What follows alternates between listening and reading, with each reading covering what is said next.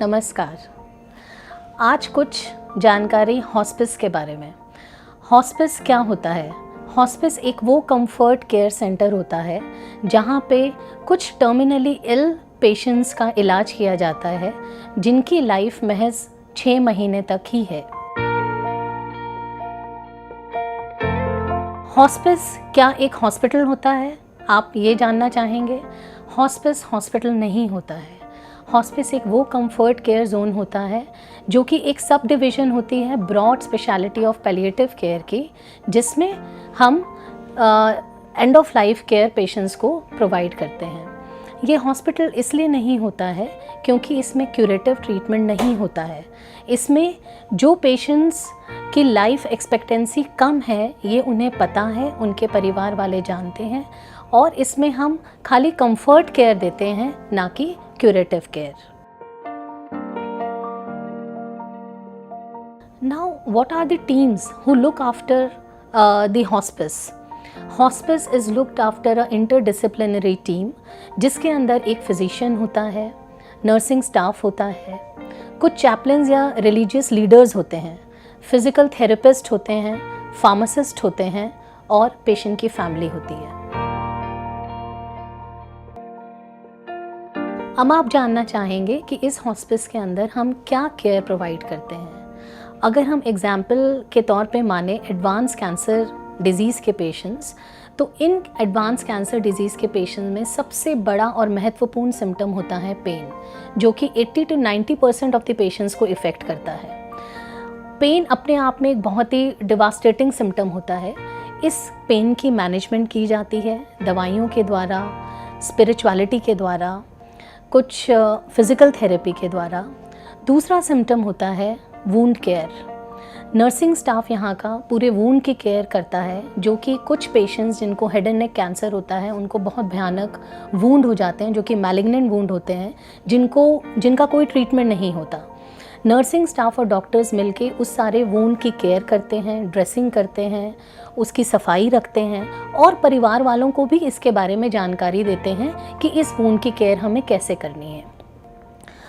तीसरी बात, वो पेशेंट जो कि अपनी टर्मिनल फेज़ ऑफ लाइफ में है, एंड ऑफ लाइफ में है, उसके लिए बहुत इम्पॉर्टेंट होता है क्योंकि वो बेड रिडन होता है, बेड सोर्स डेवलप हो जाते हैं। बेड सोर्स की केयर के बारे में पेशेंट को जानकारी दी जाती है, पेशेंट के परिवार वालों को जानकारी दी जाती है और महज केयर की जाती है। चौथी बहुत इम्पॉर्टेंट चीज़ होती है न्यूट्रिशन। न्यूट्रिशन का ध्यान रखना, उनको एक समय समय पे हाई न्यूट्रिशन डाइट देना, क्योंकि कुछ पेशेंट्स खा नहीं पाते मुंह से, जो कि ओरल कैंसर्स के पेशेंट होते हैं, उनको अलग तरीके से फीड करना और उनके परिवार वालों को समझाना कि फीड कैसे करना है। पांचवी चीज़ होती है कैथेटर और बॉवल केयर। कुछ पेशेंट्स जिनको ब्लैडर का कार्सिनोमा होता है या फिर रेक्टल कार्सिनोमाज होते हैं, उनके लिए कैथेटर लगा रहता है बहुत लंबे समय तक। उनको कैसे क्लीन करना है, कैसे उसका ध्यान रखना है, इसके बारे में जानकारी दी जाती है। फिर कुछ चीज़ें होती हैं जैसे कि कॉन्स्टिपेशन होना, डायरिया होना, और कुछ पेशेंट को कई बार ऐसा भी लगता है इन फिज़िकल सिम्टम्स के साथ साथ कि ऐसा मेरे साथ ही क्यों हुआ। इन सब चीज़ों की जानकारी भी दी जाती है और करना भी सिखाया जाता है और किया भी जाता है एक हॉस्पिस सेंटर के अंदर, जो कि एक अस्पताल नहीं है, जहाँ पे क्यूरेटिव ट्रीटमेंट की बात नहीं की जाती, ना ही कोई ब्लड की जांचें की जाती हैं, ना कोई अल्ट्रासाउंड, एक्सरे और MRI किए जाते हैं, बट महज एक कंफर्ट केयर पेशेंट और पेशेंट के परिवार वालों को दी जाती है। इसमें हम पेशेंट को जानकारी देते हैं एडवांस डायरेक्टिव्स के बारे में। एडवांस डायरेक्टिव्स क्या होते हैं? अगर हमें पता है कि हमारी लाइफ एक्सपेक्टेंसी शॉर्ट है, तो किस तरीके से हम अपनी लाइफ या डेथ को डिग्निफाई बना सकते हैं।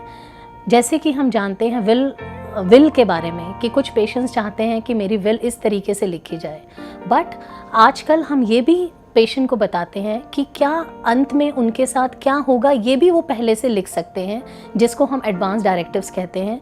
अगर उनको टर्मिनल डिजीज़ है तो क्या वो आईसीयू में जाना चाहेंगे या बगैर आईसीयू के ही वो चाहेंगे कि मेरा एक कंफर्टेबल जोन में इलाज हो, मेरे परिवार वालों के साथ हो, मेरे कंफर्टेबल एरिया में हो, मेरे घर पे हो, या एक अच्छे हॉस्पिस सेंटर में हो जहाँ पे हरियाली हो, जहाँ पे हवा हो, जहाँ पे धूप हो और जहाँ पे मेरे सारे लव्ड वंस हों।